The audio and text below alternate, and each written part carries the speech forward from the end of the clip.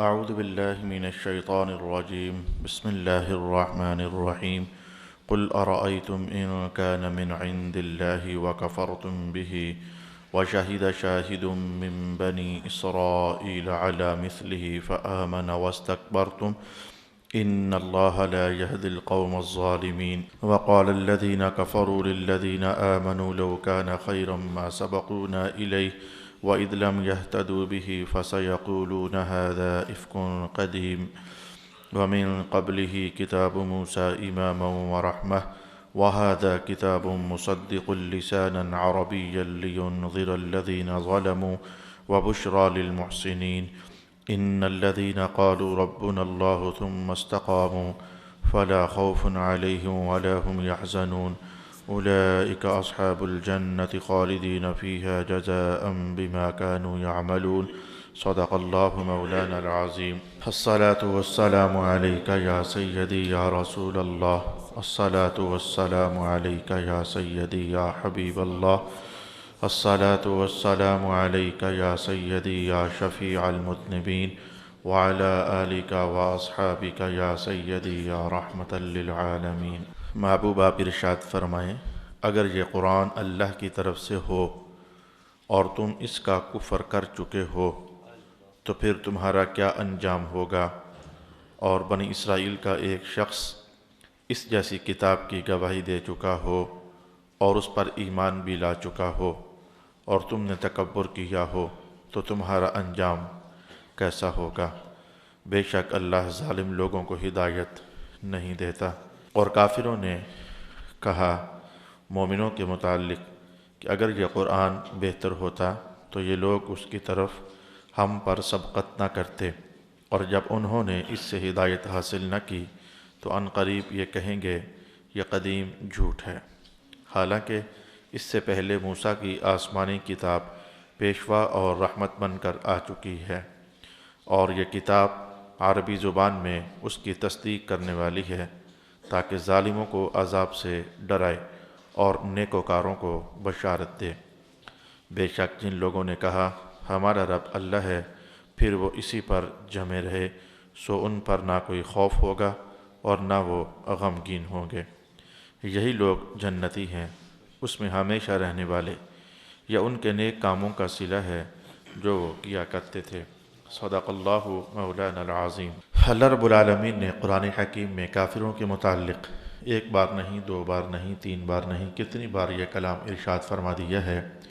قرآن حکیم کا انکار کرتے تھے، رسول پاک صلی اللہ علیہ وآلہ وسلم کی ذات والا شان کو رب کائنات نے جو نبوت کی روشنیوں سے سرفراز فرمایا تھا اس کا انکار کرتے تھے، اور بہت سارے امور تھے جن کا وہ انکار کرتے تھے۔ رسول پاک علیہ السلام کو تو نعوذ باللہ العزیز جادوگر بھی کہتے تھے، اور قرآن حکیم کو وہ جادو کہتے تھے۔ رسول پاک علیہ السلام کو بعض اوقات کاہن کہہ دیتے تھے، کہانت کرنے والا، اور قرآن حکیم کو کہانت کی کتاب کہہ دیتے تھے۔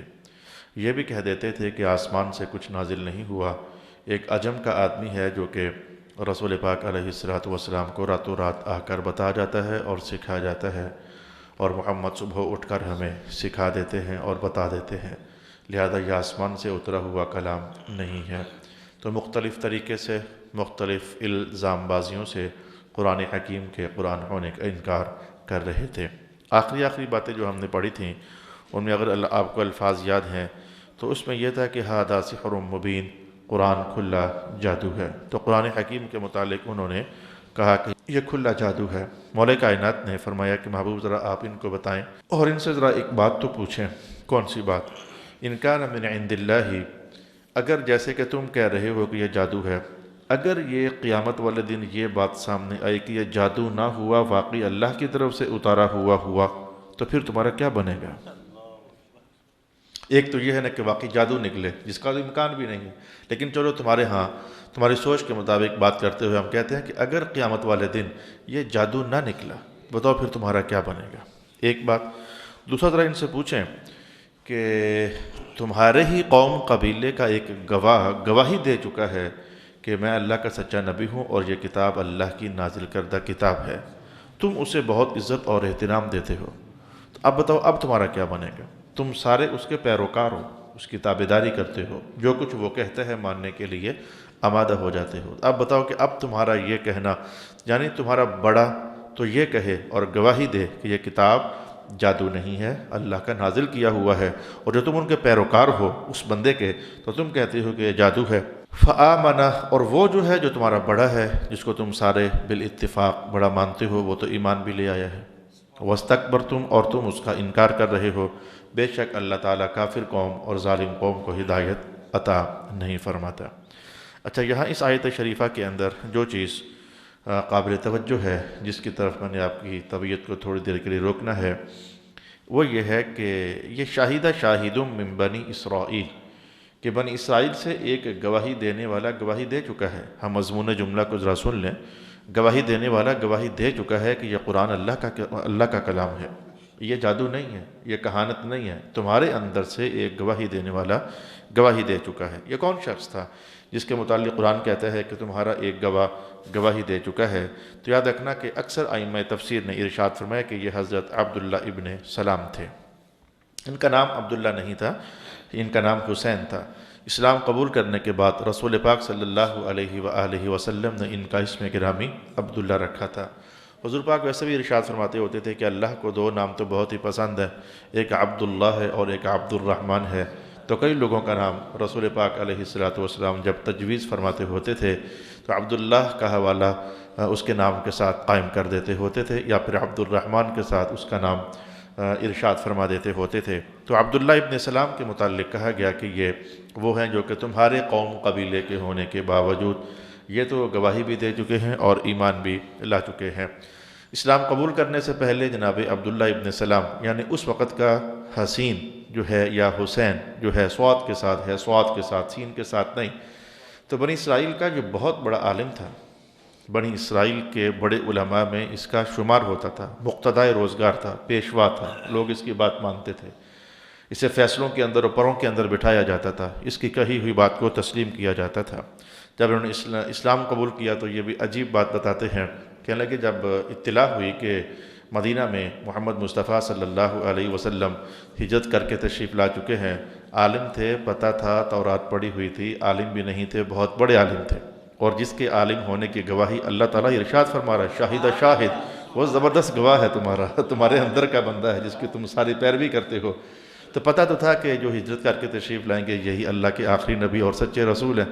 تو جناب عبداللہ ابن سلام کہتے ہیں کہ میری جو حضور سے پہلی ملاقات ہوئی نا مجمع کے اندر، تو یقین جانو میری آنکھ دیکھ کر دل اندر سے یہ بول رہا تھا کہ یہ چہرہ کسی جھوٹے بندے کا نہیں ہے۔ یا اللہ یا اللہ یا اللہ، میں اس کلام کو دیکھتا ہوں کہ ابھی اسلام قبول نہیں ہوا، یہ کفر کے دور کی بات ہے، جناب حسین یعنی جناب عبداللہ ابن سلام کے کفر کے دور کی بات ہے۔ اس دور میں یعنی آپ یہ بلا شبہ بات کہہ سکتے ہیں کہ سرکار دو عالم علیہ السلام کے مبارک چہرے کو دیکھ کر کافروں کے اندر سے بھی یہ گواہی کی آواز آتی تھی کہ یہ چہرہ کسی جھوٹے بندے کا نہیں ہو سکتا ہے۔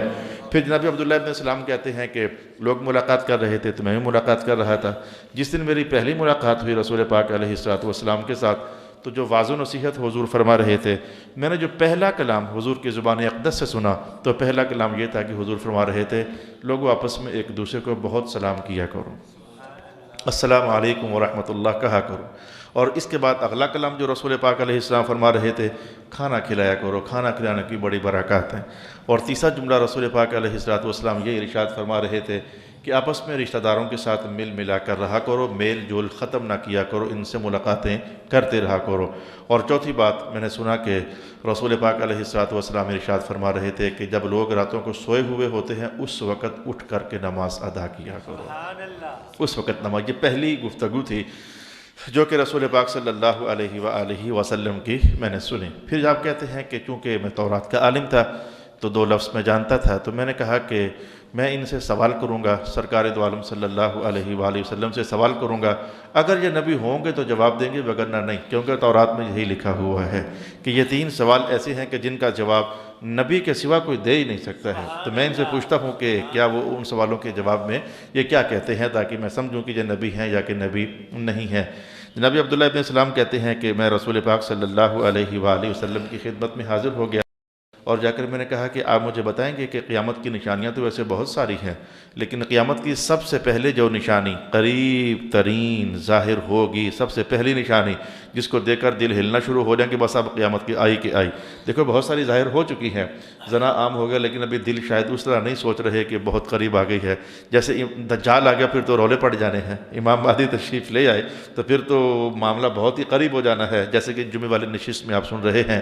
لیکن وہ نشانی جس کے بعد لگے کہ بعد اب تو قیامت رکنی نہیں ہے، تو پہلی نشانی کون سی ہے؟ میں جانتا تھا کہ یہ اگر نبی نہیں ہوں گے تو جواب دے ہی نہیں سکیں گے، اور جواب دے سکیں گے تو نبی کے سوا یہ اور کوئی نہیں ہو سکتے ہیں۔ تو جب میں نے یہ سوال کیا تو رسول پاک علیہ السلام نے فرمایا کہ قیامت کی سب سے پہلی نشانی یہ ہوگی کہ ایک آگ ہوگی، جس کا حوالہ ہم ان قریب پڑھیں گے بھی، یا شاید پڑھ بھی لیا ہے جمعہ کی نشست میں۔ آگ ہوگی تو وہ آگ مشرق کی طرف سے مغرب کی طرف سفر طے کرے گی اور لوگوں کو لپیٹ کر کے جمع کر کے تو مغرب کی طرف جمع کرتی چلی جائے گی۔ کنڈیشن، کیفیت، تصویر میں نہیں جانتا ہوں، جو شے ابھی واقعی نہیں ہوئی ہے تو ہمیں کیا معلوم۔ جتنے حدیث کے کلمات ہیں ان کا ترجمہ جو بنتا ہے میں نے آپ کے لیے بیان کر دیا۔ عبداللہ ابن السلام کا جواب تو ٹھیک تھا، تورات میں یہی لکھا ہوا تھا کہ ایک آگ ہوگی جو لوگوں کو مشرق سے مغرب کی طرف جمع کر کے لے جائے گی۔ اچھا میں نے کہا اچھا مجھے آپ یہ بتائیں کہ جنت میں جب جنت والے چلے جائیں گے تو سب سے پہلے کھانا کون سا کھائیں گے؟ اللہ رب العالمین جنت والوں کو سب سے پہلے کھانا کون سا دے گا؟ تو سرکار دو عالم علیہ السلام بھی ظاہر ہے کہ حضور تو چہرے، میں کہتا ہوں کہ چہرہ چھپا کر بھی کوئی آتا تو حضور دل کے کہانی پڑھ لیتے ہوتے تھے، رسول اللہ تھے صلی اللہ علیہ وسلم۔ تو رسول پاک علیہ السلام نے فرمایا کہ اللہ تعالیٰ قیامت والے دن جنت میں اللہ تعالیٰ اہل جنت کو جو سب سے پہلا کھانا عطا فرمائے گا وہ مچھلی کے کلیجے کا ٹکڑا ہوگا۔ اب وہ کیا اس کی پکوائی ہوگی، کون سی مچھلی ہوگی، اللہ رب العالمین بہتر جاننے والا ہے، لیکن اللہ تعالیٰ اہل جنت کو جو سب سے پہلے کھانا عطا فرمائے گا وہ مچھلی کا کلیجہ ہوگا۔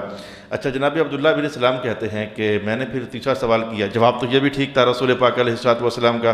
اچھا میں نے کہا میں تیسرا سوال کرتا ہوں۔ ویسے سوالات بھی عجیب و غریب تھے۔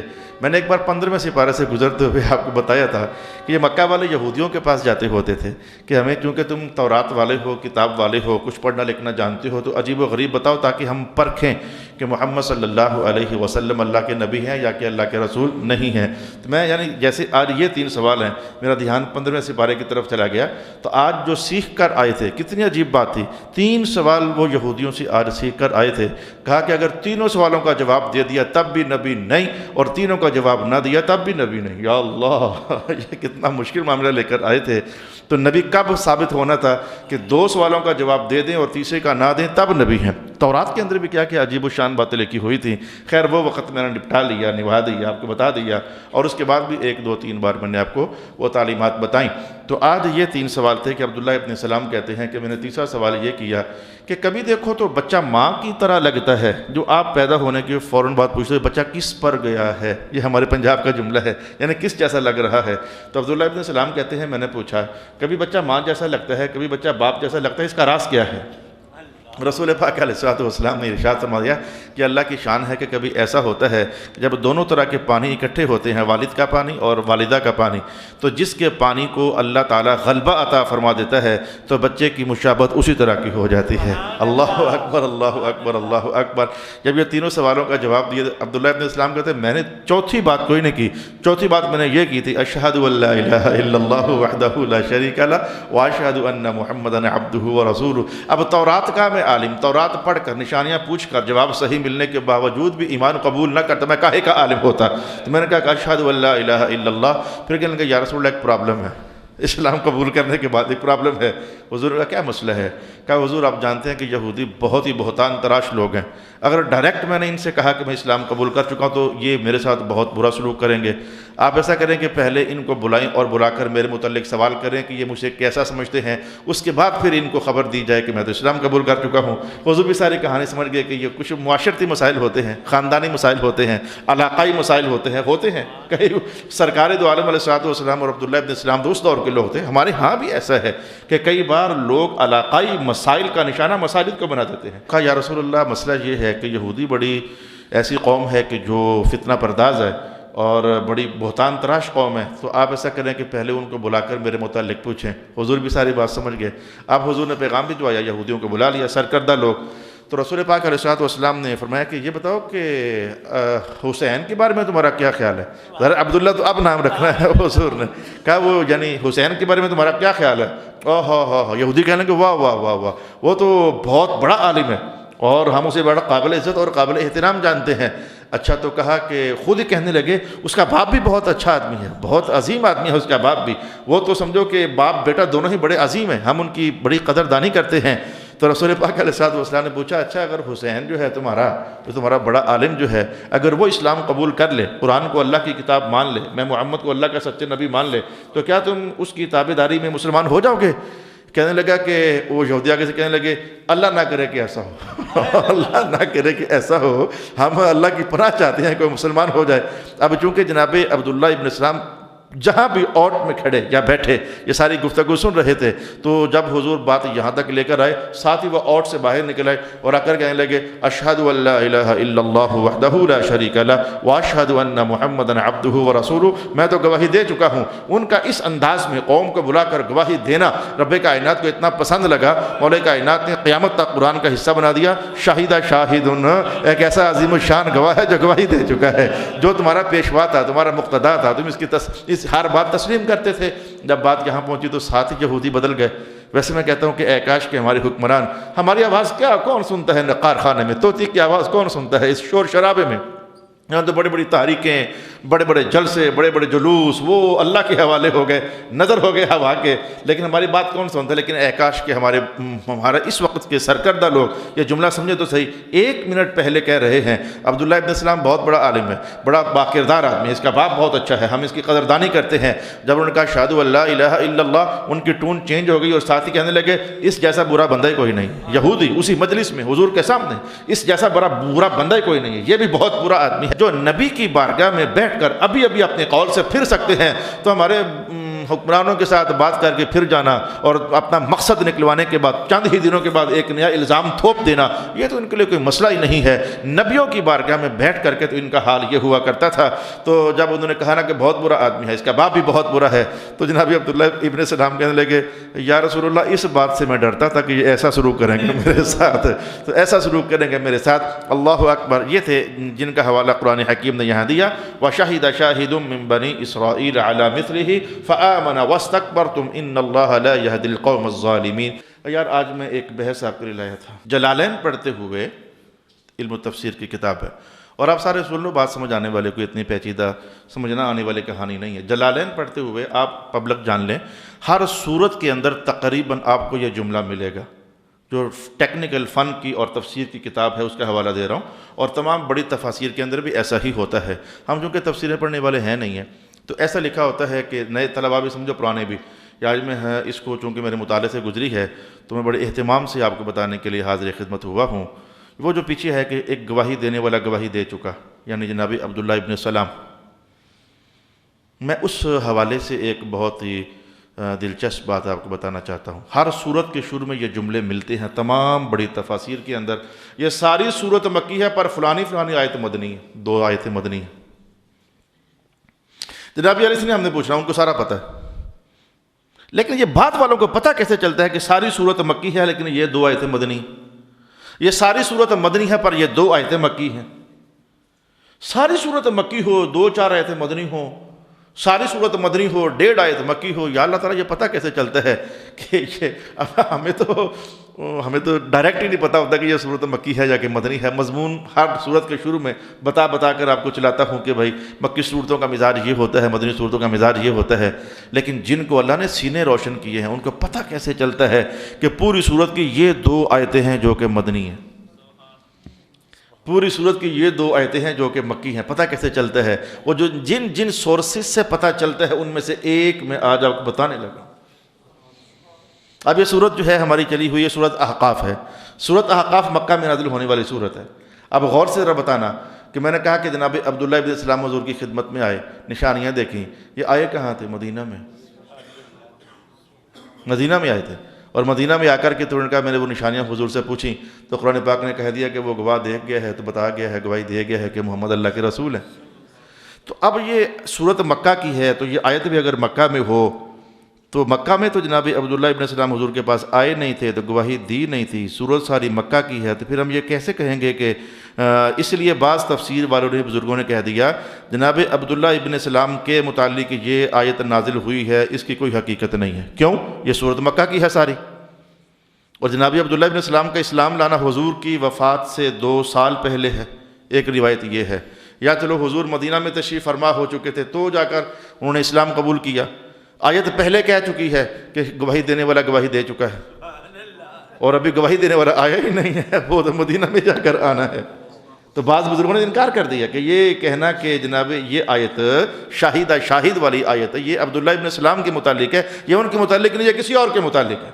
بعض اکابر بزرگوں نے تو اس روایت کا انکار کر دیا کیونکہ یہ بات جڑتی نظر نہیں آتی، وہ ابھی آئے ہی نہیں ہیں، تو قرآن کہتا آ بھی چکا ہے، گواہی دے کے جا بھی چکا ہے، وہ تو آیا مدینہ میں آ کر کے، لیکن اللہ پاک وہ جب علم کے راز کھولنا چاہتا ہے، یہ ہے وہ راز کہ جب ماحول اور آیت کا عنوان آپس میں میچ نہ کر رہا ہو، جیسے کہ یہاں سورت مکہ کی ہے اور قرآن کہتا ہے گواہی دینے والا گواہی دے کے جا چکا ہے، مسلمان ہو چکا ہے، وہ بھی آئے ہی نہیں ہے، تو یہ وہ موقع ہوتا ہے کہ ائمہ تفسیر کہنے پر مجبور ہو جاتے ہیں۔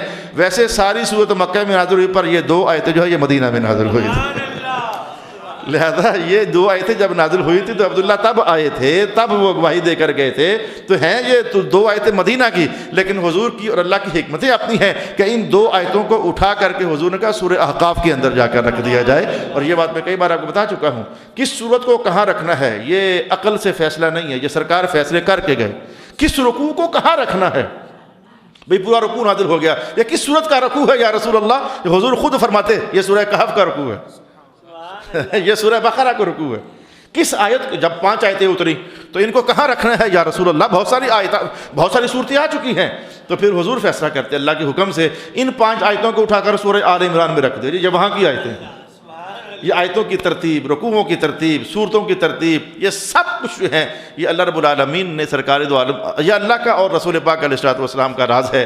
لہذا آج آپ یہ سمجھ گئے کہ یہ بعض اوقات جو یہ کہا جاتا ہے نا کہ یہ ساری صورت مدنی ہے پر یہ 2 آیتیں مکہ کی ہیں، کیونکہ اس کے اندر عنوان مکہ کے ماحول کا چل رہا ہوتا ہے، تو پھر وہاں ان ایسی باتوں کو سمجھ کر کے مفسرین کہہ جاتے ہیں کہ بھئی باقی ساری صورت مدینہ میں نازل ہوئی تھی، پر یہ عنوان بتاتا ہے کہ یہ 2 آیتیں ادھر کی نہیں ہیں، نازل ویسے ادھر ہوئی ہیں لیکن حکمت حضور جانتے ہیں، حضور نے کہا اٹھا کر ان کو ادھر رکھ دیا جائے۔ مکی صورتوں کے اندر مدنی آیتیں، یہ روزانہ ہر صورت کے شروع میں کہیں نہ کہیں آپ پڑھو گے، اور مکی صورتوں میں مدنی آیتیں یہ آپ انشاءاللہ تعالیٰ بات پڑھو گے۔ اب ویسے کیا میں کہوں کہ انشاءاللہ پڑھو گے، اب تو بات سمٹ رہی ہے، 25 سپارے آپ کے اور میرے مکمل ہو چکے ہیں، 26واں سپارہ چل رہا ہے، لیکن اللہ تعالیٰ قادر ہے آنے والے وقتوں میں مجھ سے اچھا بندہ، مجھ سے بہت اچھا بندہ آپ کے محرابوں کے اندر بیٹھے، وہ آپ کو قرآن پاک پھر سے شروع کرائے، پھر سمجھائے، اور آپ کی نسلوں کو قرآن پاک، ظاہر ہے کہ ہر نسل کے لیے کوئی نہ کوئی بندہ اللہ نے بنانا ہی ہوتا ہے، تو اب اللہ کرے گا باقی 4 سپارے جو رہ گئے ہیں پورے ہو جائیں گے۔ اس طریقے سے ایک آیت جو ہے اپنے مضامین کے ساتھ ہماری مکمل ہوئی۔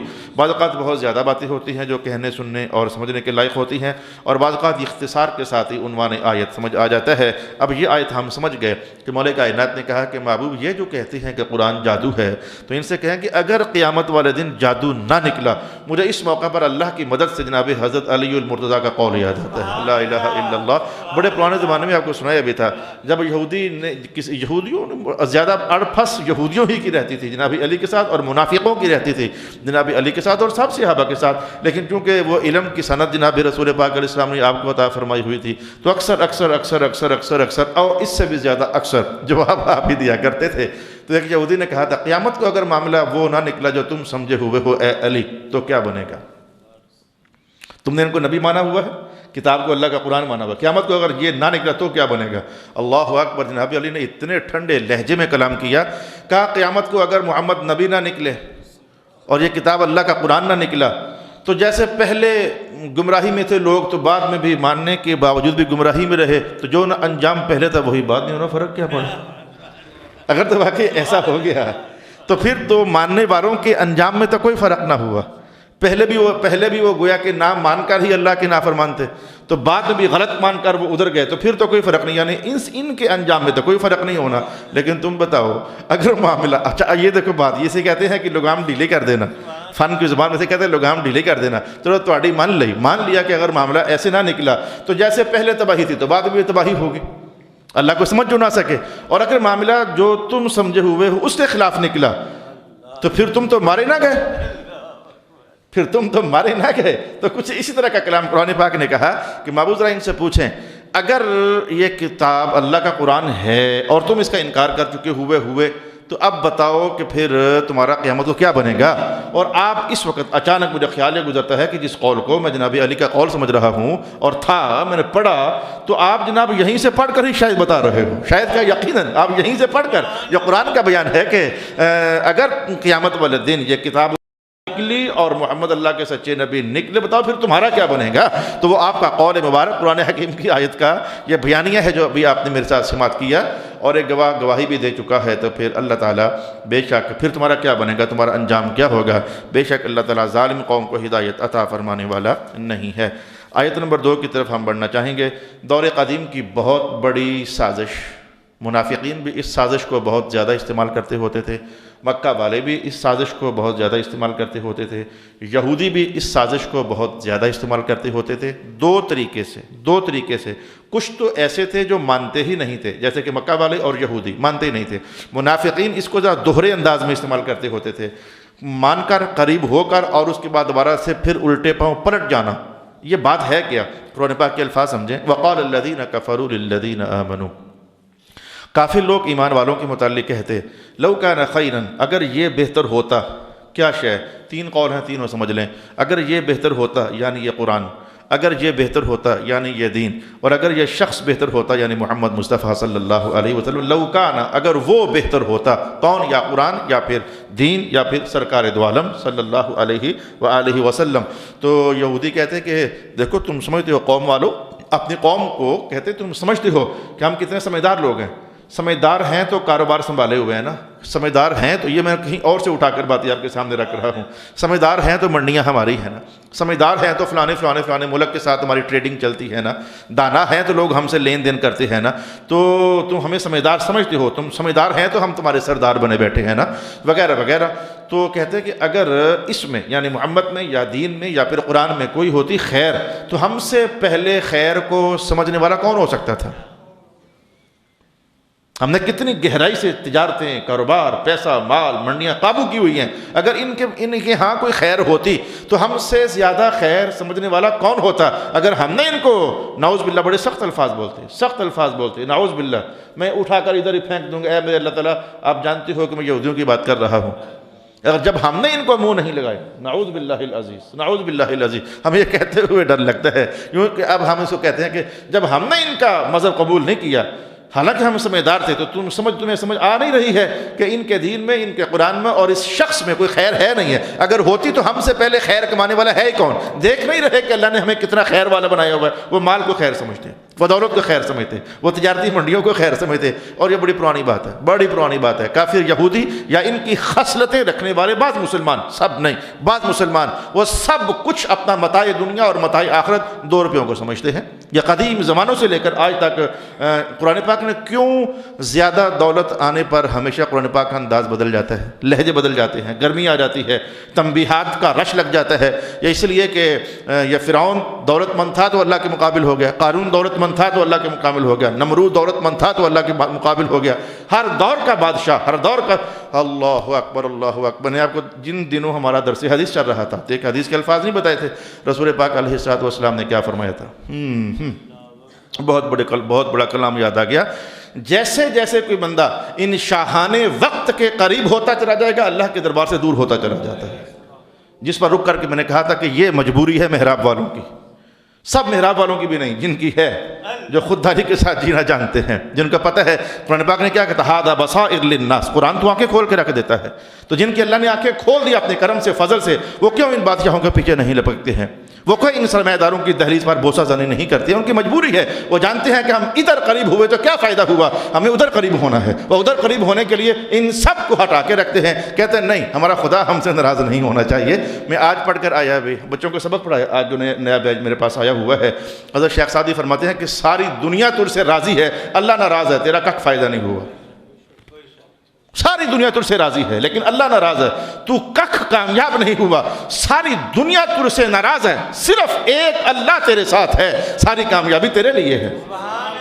کیوں آخر یہ قرآن پاک کے لہجے گرم ہو جاتے ہیں، تنبیہات شدید ہو جاتی ہیں، وعیدیں زیادہ ہو جاتی ہیں؟ تو یہ کافر لوگ بڑے پرانے زمانوں سے، اور جیسے منافق اور تھے لیکن خسرے تو مسلمانوں کے اندر بھی آج ہیں نا، بات کرتا ہے تو جھوٹ بولتا ہے، وعدہ کرتا ہیں، خسرتیں ہیں نا، منافق کو حالانکہ وہ تھے، تو کافروں کی بھی سینکڑوں خصلتیں قرآن حکیم نے بیان تو کی ہوئی ہیں ان کی، لیکن مسلمان لیے ہوئے ہیں۔ تو مسلمانوں کے اندر بھی کہیں یہ بات میں نے دیکھی ہے اور پائی ہے کہ بس پائی ہے، ہم محراب سے دور رہتے ہیں، محراب والوں سے دور رہتے ہیں، ممبر سے دور رہتے ہیں، قرآن سے دور رہتے ہیں، اور پھر اس کو اپنا آرٹ سمجھتے ہیں، اپنی دانائی اور اپنی ہوشیاری سمجھتے ہیں وغیرہ وغیرہ۔ اے میرے اللہ کریم، میرے غلط کلمات ہو جائیں تو مجھے معاف فرما دینا۔ وقال الذین کفروا للذین آمنوا، اور کافروں نے مومنوں کے متعلق کہا اگر ان میں خیر ہوتی تو ما سبقونا الیہ، تو ہم سے یہ سبقت نہ کر سکتے۔ میں نے کہا اس کو دو طریقے سے استعمال کرتے، ایک تو میں نے بتا دیا، قریب ہوئے ہی نہیں، کہتے ہمیں سمجھ نہیں آ رہی کہ کوئی خیر ہے ادھر، اور کچھ ایسے بدخصلت اس سے بڑے ہوئے تھے، وہ آتے 2-4 دن حضور کی صحبت میں آتے بیٹھتے اٹھتے منافقین، اور پھر اس کے بعد جا کر منحرف ہو جاتے۔ وہ کہتے وہ جو ہم گئے تھے دیکھنے گئے تھے کچھ ہے بھی کہ نہیں، دیکھا یہاں پر کوئی سمجھ نہیں آئی بات، یہ باقاعدہ ان کی روش تھی، ہمیں کوئی سمجھ نہیں آئی بات کہ کوئی خیر ہے، وہاں بیٹھتے دیکھنے والوں کو ایک بار لگ پتہ جاتا کہ یہ تو لگتا ہے کہ محمد کے ساتھی بن گئے، لیکن چند ہی دنوں کے بعد انحراف کر کے تو گمراہ کرنے کے لیے، اپنے پبلک کو اپنا ہی بنا کر رکھنے کے لیے آ کر اس طرح کا جملہ بول دیتے، گئے ہیں ہم، غور سے دیکھے ہیں، قریب بیٹھے ہیں، باتیں سنی ہیں، لیکن ان کی بات سمجھ آئی نہیں ہے، جو ہم نے سمجھا تھا وہ نکلا نہیں ہے۔ اعوذ باللہ من الشیطان الرجیم، یہ دوسرا انداز تھا ان یہودیوں کا اور منافقین کا رسول اللہ کے متعلق۔ وَإِذْ لَمْ يَهْتَدُوا بِهِ فَسَيَقُولُونَ هَذَا إِفْكٌ قَدِيمٌ، یعنی قریب کہیں گے یہ تو پرانی باتیں ہیں اور یہ تو پرانا جھوٹ ہے، نعوذ باللہ العزیز۔ وَمِن قَبْلِهِ كِتَابُ مُوسَىٰ إِمَامًا وَرَحْمَةً، لا الہ الا اللہ محمد الرسول اللہ۔ یقین جانو یہ مناظر ہونا ہی بڑی بات ہے، مناظر ہونا بڑی بات ہے۔ میں مناظر نہیں ہوں، مناظر ہونا تو بڑی بات ہے۔ وہ سمجھو کہ مناظروں کو اپنی بھی ساری کہانیاں پتہ ہوتی ہیں اور فریق مخالف کی بھی ساری کہانیاں پتہ ہوتی ہیں، یہ کہاں کہاں سے بول سکتا ہے یہ بھی سمجھتے ہیں اور اس کا جواب کیا کیا ہے یہ بھی سمجھتے ہیں۔ ہاں میں مناظر تو نہیں ہوں، لیکن میں کہتا ہوں کہ سرکار دو عالم علیہ الصلوۃ والسلام، اب اللہ کا علم ہے، رسول اللہ پاک کا علم، رسول اللہ پاک، وہاں تو مناظر ہونا بھی ختم ہے، کیا مناظر ہونا بھائی۔ میں کہتا ہوں جن دنوں عیسائی آئے تھے حضور کے پاس اور آ کر کہتے تھے کہ یعنی وہ ثابت کرنا چاہتے تھے کہ جناب عیسیٰ علیہ السلام اللہ کے بیٹے ہیں، تیسرا سپارہ بہت پرانی بات ہے، تو کیا کہتے تھے؟ اچھا جی عیسیٰ علیہ السلام کے تو ابا جان ہی نہیں تھے، ان کی امی جان کی تو شادی نہیں ہوئی تھی، تو بتاؤ پھر جب جس کا باپ نہ ہو تو پھر اللہ باپ ہوا نا، تو یہ ان کے بیٹے لگے نا، کہنا وہ یہ چاہتے تھے، لیکن بات یہاں روک دی۔ اب عیسیٰ کے بارے میں کیا کہتے ہیں؟ ان کا باپ نہیں تھا، دنیا میں کوئی باپ ان کا نہیں تھا، ان کے بارے میں کیا کہتے ہیں؟ تو میں نے کہتا نا مناظر ہونا تو ادھر بڑی بات ہے ویسے، لیکن سرکار مناظر نہیں، وہاں تو علم سبحان اللہ، لفظ میرے پاس نہیں، میں کیا بیان کروں۔ میرے حضور نے بات وہاں سے جا کر پکڑی کہ ان کو چپ ہونا پڑ گیا، کہا اچھا اگر ان کا باپ نہیں تھا تو تم پوچھنے آگے ہو کہ ان کے بارے میں کیا خیال ہے؟ آدم کے بارے میں کیا خیال ہے؟ ان کا باپ بھی نہیں تھا، ان کی ماں بھی نہیں تھی، بتاؤ کیا جواب بچا؟ وہ جتنے بھی لائق تھے، جتنے بھی سمجھدار تھے، کوئی جواب بنتا ہے ان غریبوں کے پاس؟ چپ کر گئے نا، پھر سوچ کے بتائیں گے، اٹھ کر چلے گئے۔ اچھا وہ بات رہنے دو۔ آج میں کہتا ہوں کہ یہ جو مکے والے تھے بار بار جاتے ہوتے تھے یہودیوں کے پاس، میں نے بتا دیا 5ویں سپارے سے ہم جب گزر رہے تھے میں نے آپ کو بتایا تھا کہ بار بار جاتے ہیں اہل کتاب کے پاس اور کہتے ہیں کہ ہمارے پاس کوئی نبی تو کبھی آیا نہیں تھا، کتاب ہمارے پاس کوئی ہے نہیں ہے، تم پڑھے لکھے لوگ، وہ آسمانی پیغام تمہارے پاس آئے ہیں، تو کچھ بتاؤ تاکہ ہم کیا کریں جا کر محمد کے معاملے میں، تاکہ یا تو ہمیں سمجھ آ جائے یا پھر ہم ان کو نیچا دکھا دیں۔ اور اکثر تو وہ نیچا دکھانے کے چکر ہی سے جاتے ہوتے تھے، جا کر باتیں پوچھ کے آتے تھے نا۔ مولا کائنات نے اسی بات کو آج رسول پاک علیہ الصلوۃ والسلام کے سامنے رکھا۔ محبوب اس کا مطلب یہ ہوا اور صاف صاف یہی ہے، یہ مانتے ہیں کہ موسیٰ نبی تھے اور ان پر جو کتاب اتری تھی وہ تورات سچی کتاب تھی، تبھی تو بات جا کے پوچھتے ہیں ان سے۔ یہ کلام قرآن پاک کا نہیں ہے، لیکن میں کہتا ہوں جو آئندہ آیت چل رہی ہے وہ یہ مضمون بتا رہی ہے کہ یہ پھر موسیٰ علیہ السلام کو نبی تو مانتے ہوئے پھر اور ان کی کتاب کی باتیں پوچھنے جاتے جو ہے کہ بتاؤ تورات میں کیا لکھا ہوا تھا، یہ پھر تورات کو تو مانتے ہوئے پھر، اور بات تھی بھی ایسے۔ بولے کائنات ہے کہ اچھا آپ کی کتاب کے بارے میں بڑے پریشان ہوئے پڑے ہیں، تو ذرا ان سے پوچھیں محبوب کہ وَمِن قَبْلِهِ کتاب موسیٰ امامًا وَرَحْمَةً، اس سے پہلے کتاب موسیٰ کو تم اپنا ہادی مانتے ہوتے تھے کہ نہیں مانتے ہوتے تھے؟ ادھر سے باتیں پوچھ کر آتے ہوتے تھے یا نہیں آتے ہوتے تھے؟ اس کتاب کی رحمت سے استفادہ کرتے ہوتے تھے یا نہیں کرتے ہوتے تھے؟ اب جواب تو یہ کہ کرتے ہوتے تھے، مانتے ہوتے تھے، تبھی تو سفر طے کر کے وہاں جاتے ہوتے تھے۔ تو اب اگلا کلام یہاں نہیں ہے، وہ حدیث پاک میں آتا ہے۔ تو مابوین سے پھر کہیں نا کہ اگر تورات کو مانتے تھے تو تورات کو ہی اٹھا کر پڑھ لو، وہاں تو لکھا ہوا ہے کہ ایک آخری نبی محمد مصطفیٰ تشریف لانے والے ہیں۔ اس کتاب کو پڑھ لو، اس کو تم مانتے رہے ہو، اس کی باتیں پوچھتے رہے ہو، وہاں سے نصیحتیں پند لے کر آتے رہے ہو، تو اس میں تو لکھا ہوا ہے کہ محمد صلی اللہ علیہ وسلم اللہ کے رسول ہیں۔ یہ ہے وہ بات کہ وَمِن قَبْلِهِ کتاب موسیٰ اماماً ورحمہ، اس سے پہلے جناب موسیٰ علیہ السلام کی کتاب کو امام اور رحمت مانتے رہے ہیں۔ وَهَذَا کتاب مصدق، اور جو یہ کتاب ہے یہ کوئی اوپرا پیغام تو لے کر آئی نہیں ہے۔ مصدق لسانا عربیا، جو تورات میں لکھا ہوا ہے کہ پہلے بھی سب نبی تھے اور جو آنے والے ہیں وہ بھی نبی ہیں، تو یہ قرآن بھی تو یہی کہتا ہے پہلے جو سارے آئے تھے وہ بھی نبی تھے۔ تورات ہی کی مان لو، اگر یہاں مشکل پیش آتی ہے تورات ہی کی مان لو۔ مصدق لسانا عربیا لینذر الذین ظلموا وبشرى للمحسنین ان الذین قالوا ربنا اللہ ثم استقاموا، ان الذین قالوا ربنا اللہ ثم استقاموا۔ کلمہ پڑھنا بڑا شوق ہے میرے بھائی اور میرے میٹھے پیارے، کلمہ پڑھنا بڑا شوق ہے، میں نے بھی کئی بار پڑھا ہوا ہے۔ کلمہ پڑھنا بڑا ہی شوق ہے کام ہے۔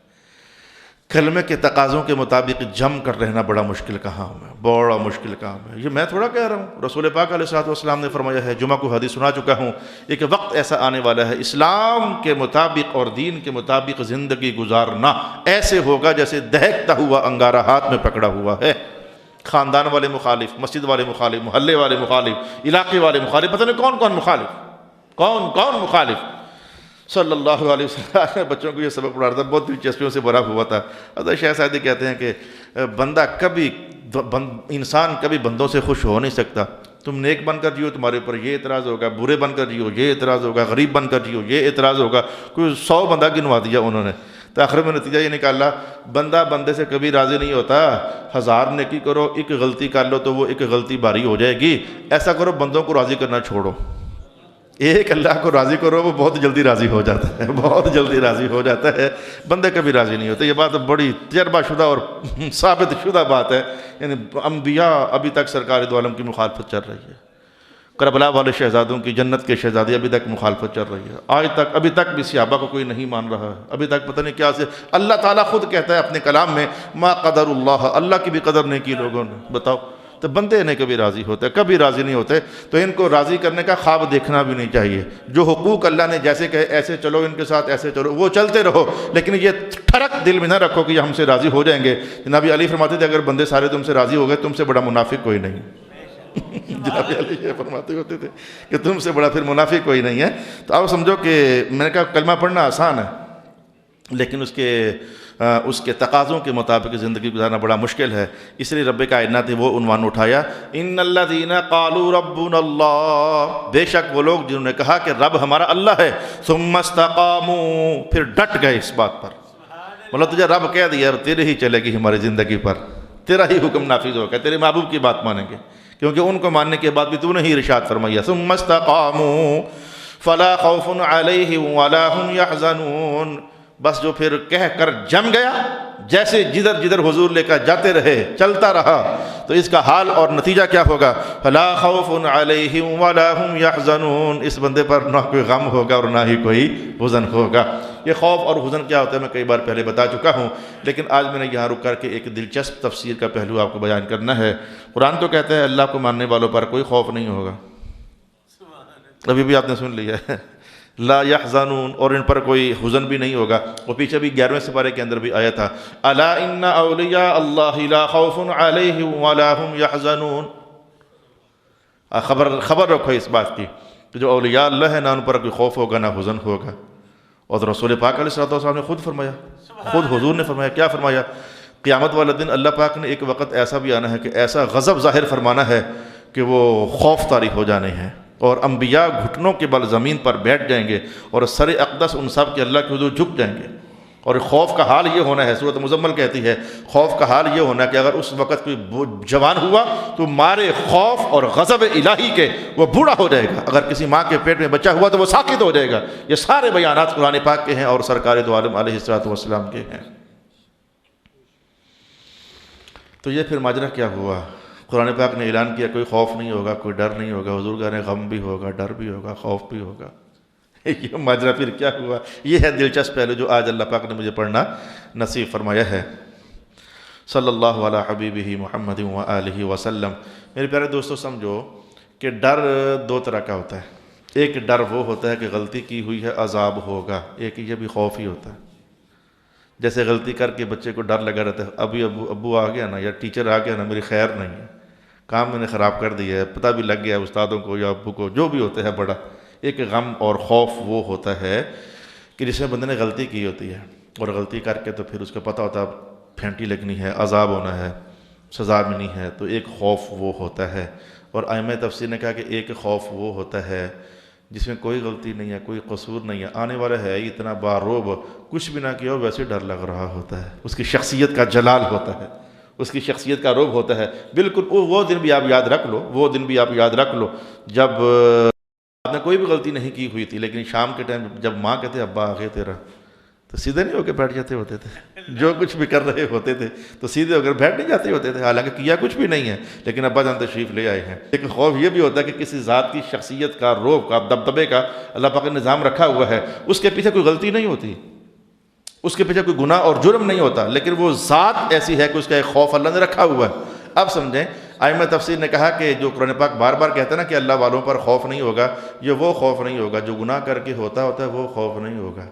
رہی بات کہ اللہ کی ذات کا جلال، اس کی ذات کا دبدبہ، اس کی ذات کی ہیبت، رب ہوتا ہے بھائی، ہمارا اللہ ہوتا ہے بھائی، اللہ سے ڈرنا چاہیے بھائی۔ جو یہ خوف ہے، یہ تو انبیاء بھی یہ خوف رکھتے ہیں کہ اللہ کا جلال، اللہ کا روب، دبدبہ، اب اس کی شخصیت تو ہم کہہ نہیں سکتے، اس کی ذات والا شان کا ہونا جو ذہنوں پر چھا جاتا ہے، غالب ہو جاتا ہے، یہ خوف طاری ہونا، یہ تو نبوت کی بشارت ہوتی ہے۔ اور اس کو اگر پڑھنا ہو قرآن حکیم میں آپ کے سامنے پڑھ دیتا ہوں، یخافون ربہم من فوقہم ویفعلون ما یؤمرون۔ رب کائنات نے کہا فرشتوں کا حال یہ ہے، جو ہم کہتے ہیں یہ وہی کرتے ہیں،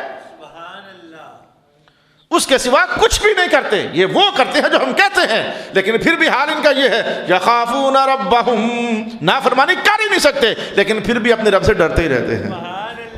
جب قرآن پاک میں 18ویں سپارے کی وہ آیتیں نازل ہوئیں جن میں شراب پینے والوں کے متعلق، جن میں رب کائنات کے عذاب سے ڈرنے والوں کا حوالہ قائم ہوا 18ویں سپارے میں شروع میں، تو جناب عائشہ فرماتی ہیں حضور یہ اس لیے اللہ سے ڈرتے ہوں گے، انہوں نے زنا کیا ہوگا؟ کہا نہیں عائشہ، زنا تو نہیں کیا ہوگا۔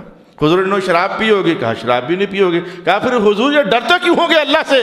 حضور پاک علیہ السلام نے جو جواب دیا، گناہ نہیں کیا ہوگا لیکن ڈرتے ہوں گے کہ مولا جو ہم نے کیا ہے تیری شان کے لائق ہم نہیں کر سکے، تیری ذات کا روب ایسا ہوگا، دبدبہ ایسا ہوگا۔ تو لہذا مولا کائنات نے کہا کہ فلا خوف علیہم ولا هم يحزنون۔ یہ استقامت بہت بڑی چیز ہے، استقامت بہت بڑی چیز ہے۔ رسول پاک علیہ السلام نے اس عنوان کو کئی رنگوں کے اندر بیان کیا۔ مثلا حضور ارشاد فرماتے ہوتے تھے، پوچھا گیا حضور بہترین عمل کون سا ہوتا ہے؟ سرکار دو عالم علیہ السلام نے ارشاد فرمایا جو ہمیشہ کیا جائے بھلے تھوڑا کیوں نہ ہو، یہ ہمیشگی، یہ استقامت ہے۔ مسلمان ہوئے پھر نماز پڑھنی ہی پڑھنی ہے، نہیں چھوڑنی، کچھ بھی ہو جائے، یہ استقامت ہے۔ روزانہ تلاوت کرنی ہی کرنی ہے، یہ استقامت ہے۔ روزانہ اتنا درود و سلام پڑھنا ہی پڑھنا ہے، یہ استقامت ہے۔ اگر تہجد شروع کر دی ہے کرنی ہی کرنی ہے، بھلے فرض نہیں ہے، غلطی سے رہ گئی، بیماری سے رہ گئی تو اور بات ہے، یہ استقامت ہے۔ تو استقامت بہت بڑی چیز ہے۔ حتیٰ کہ ایک صحابی حضور کی خدمت میں آئے، کہنے لگے یا رسول اللہ ایک کی گل دسو، میں اسے پر عمل کرتا تو سیدھا جنت جانا چاہوں۔ دوستوں صحابہ کے سوال بھی دلچسپیوں سے بھرے ہوتے تھے، حضور ایک ہی بات بتائیں، زیادہ نہیں۔ میرے حضور نے بھی کہا ایک ہی بتاؤں گا، ہوگی وہ ایک ہی، پر تو بھی کیا یاد رکھے گا کہ وہ ایک بھی کیسی تھی؟ میرے رسول پاک علیہ السلام نے ارشاد فرمایا قل لا الہ الا اللہ ثم استقم، ایک بار کہہ دے کہ اللہ کے سوا کوئی معبود نہیں ہے، پھر جم جا، بس اسی طرح جنت میں داخل ہو جائے گا۔ اب یہ جم جا، یہ تو سارا دین ہے، سارا دین یہی تو ہے۔ اس لیے اس حدیث کو جوامع الکلمات میں شمار کیا گیا۔ اس حدیث کو جو میں نے ابھی آپ کے سامنے پڑھی ہے جوامع الکلمات میں شمار کیا گیا۔ جامع الکلمات وہ حدیثیں ہوتی ہیں کہ لفظ 1 2 3 4 ہی ہوتے ہیں صرف، لیکن اس کا دائرہ کھول کر دیکھو تو جو خطیب جملہ نہیں بولتے، اندر سمندروں کے سمندر ہوتے ہیں، اور صرف وہ واعظانہ جملہ نہیں ہوتے ہیں، واقعی ہوتے ہیں۔ اب یہ جملہ کہ کیا اللہ ایک ہے پھر جم جا، اب جم جانے میں نماز جمو گے اللہ ایک ہونے پر تو پڑھو گے نا، تمام احکام تبھی مانو گے نا کہ بھائی وہ اللہ ایک ہے، اس نے کہہ دیا کرنا ہے۔ تو قل لا الہ الا اللہ ثم استقم، صوفیاء کہتے ہیں الاستقامت اولا من الکرامت، کوئی کرامت دکھائے کہ نہ دکھائے، دیکھو استقامت ہے کہ نہیں۔ اگر استقامت ہے یا کرامتوں سے کئی گنا افضل ہے، کئی گنا افضل ہے۔ حضرت مجدد پاک کے پاس ایک بندہ آ گیا، جی میں مرید ہونا ہے تو لیکن مجھے کچھ عرصہ رہنے دیں پاس آپ کے۔ آپ نے پاس رہے تو ایک دن کہا میں جا رہا ہوں، جو سوچ کر آیا تھا وہ شے نظر نہیں آئی، وہ شے نظر نہیں آئی، وہ کرامتیں شرامتیں دیکھنے والا تھا۔ جناب مجدد صاحب نے کہا یہ بتاؤ کہ کبھی مجھے دیکھا ہے کہ میں بے نماز رہا ہوں؟ کہا نہیں۔ کوئی خلاف شریعت کرتے ہوئے دیکھا مجھے؟ کہا نہیں۔ کوئی نافرمانی کرتے دیکھا ہے؟ نہیں۔ کہا سارا کچھ جب کرتے مجھے دیکھا نہیں تو اور کرامت کیا ہوتی ہے؟ یہ استقامت کے ساتھ بندہ مومن بن کر رہے، یہ کرامت ہوتی ہے، بلکہ کرامتوں سے بھی افضل شے ہوتی ہے۔ کرامت تو نتائج میں سے ایک نتیجہ ہے، نشانی یہ نہیں ہے۔ کرامت ولایت کی نشانی نہیں ہے، ولایت کی نشانی رب کائنات نے 13ویں سپارے میں ارشاد فرمائی ہے، علی بصیرۃ انا ومن اتبعنی، بڑا ولی وہ ہے جو سرکار کے راستے پر زیادہ ہے، اللہ دل کی آنکھ اسی کی روشن کرتا ہے جو میں محمد کے راستے پر ہوتا ہے۔ بڑا ولی تو وہ ہوتا ہے۔ لیکن خیر میں آپ کا کیا کروں، میں کہہ کہہ تھک گیا، اور آپ بھی سن سن کر پتہ نہیں بھی تھکے ہو کہ نہیں تھکے ہو۔ ان الذین قالوا ربنا اللہ ثم استقاموا فلا خوف علیہم ولا هم يحزنون اولئک اصحاب الجنہ، یہی تو وہ لوگ ہیں جو جنت والے ہیں، استقامت والے، یہی تو وہ لوگ ہیں جنت والے ہیں، ہمیشہ اس کے اندر رہیں گے۔ جزاء بما كانوا يعملون، یہ ان کے عملوں کی جزا ہے کہ یہ ہمیشہ جنت میں رہیں گے۔ کیونکہ یہ عنوان پہلے 2-3 بار آپ کو سنا چکا ہوں کہ جنت جو ہے اللہ کے فضل سے ہے کہ اعمال کی جزا کے طور پر ہے، یہ آپ کو بتا چکا ہوں میں۔ یہاں ویسے قرآن نے کہا جزاء بما كانوا يعملون۔ اگر مختصر دہرانا چاہتے ہو تو سٹائل چینج کر کے آپ کو بتا دیتا ہوں۔ حضور پاک فرماتے ہیں جنت ہے ہی اللہ کے فضل سے، جو بھی جنت میں جائے گا اللہ کے فضل ہی سے جائے گا، عملوں کی وجہ سے نہیں جائے گا۔ ہمارے عملوں میں ہے وہ جان کہ اللہ تعالیٰ کہ واقعی سونا کر کے آؤ تو انہوں جنت دے وہاں، ہماری نماز میں ہے کوئی جان، لیکن قرآن کہتا ہے جزاء بما كانوا يعملون۔ اس کو آج میں ایک بڑے مختصر ترین انداز میں آپ سے کہتا ہوں۔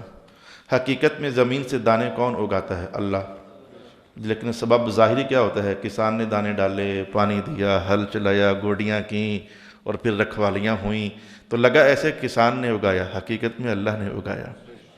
تو شے کا ایک ظاہری سبب ہوتا ہے اور ایک حقیقی سبب ہوتا ہے۔ لگا کہ ماں اور باپ کے وجود سے بچہ پیدا ہوا، حقیقت میں تو اللہ نے پیدا کیا۔ کہانی آپ کو سمجھ آنا شروع ہو گئی ہے، حقیقت میں تو اللہ نے پیدا کیا۔ لگا کہ بندہ دوائی کھا کر ٹھیک ہوا، دوائی نے ٹھیک کیا، نہ دوائی نے نہیں، حقیقت میں تو اللہ نے ٹھیک کیا۔ بس ایسے سمجھو، لگا ایسے کہ عملوں کی وجہ سے جنت ہے، اور نہیں بھئی یہ تو صرف ظاہر داری ہے، سبب ظاہری ہے، حقیقت میں جو بھی جنت میں جائے گا اللہ کے فضل ہی سے جائے گا۔ اب بتاؤ جو نماز ہم نے پڑھی ہے کسی کو پتہ ہے کہ ٹھیک ہوئی ہے کہ نہیں ہوئی، قبول بھی ہوئی ہے کہ نہیں ہوئی؟ تو یہ بظاہر سبب کیا ہے؟ اعمال صالحہ، اور حقیقت میں سبب کیا ہے؟ میں نے یہ حدیثیں آپ کو بتا نہیں دی ہوئی ہیں، کتنے لوگ ایسے ہوں گے ان کی پڑھی ہوئی نمازیں قیامت والے دن ان کی طرف اچھال دی جائیں گے، یہ لے سنبھال لیں۔ کتنے نمازیں پڑھنے والے اور اعمال صالحہ کرنے والے ایسے ہوں گے جن کو رب کائنات یہ کلام فرما دے گا، جن کی خاطر کرتے رہے ہو ان سے جا کر جزا مانگو۔ پڑھی تو تھی انہوں نے، لیکن وہ اعمال اللہ کے فضل میں داخل نہ ہو سکے، یعنی وہ جو ریاکاری والے اعمال ہوتے ہیں جن کو دکھانے کے لیے کرتے رہو، جاؤ جا کر ان سے جزا مانگو، میرے پاس کیا لینے کے لیے آئے ہو۔ اولئک اصحاب الجنۃ خالدین فیہا جزاء بما كانوا یعملون، یہی تو وہ ہیں جو جنت والے ہیں، یہ جزا ہے ان کے ان اعمال کی جو کہ وہ دنیا میں رہتے ہوئے کرتے رہے ہیں۔ اللہ تعالیٰ میرا اور آپ کا حامی و ناصر ہو، وآخر دعوانا ان الحمد للہ رب العالمین۔